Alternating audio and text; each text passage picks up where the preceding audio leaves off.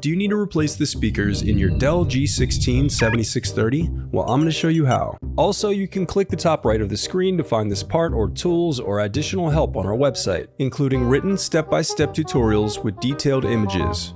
Now that that's out of the way, let's jump into it. First, unscrew the bottom base cover. Then use a plastic scribe to pry apart and remove the bottom base cover. To prevent static discharge, I recommend disconnecting your battery before moving any further. Then disconnect the speaker cable.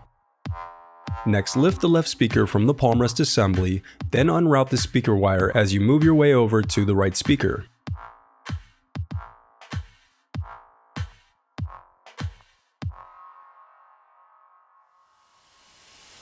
The reassembly of your laptop is as simple as following your steps in reverse.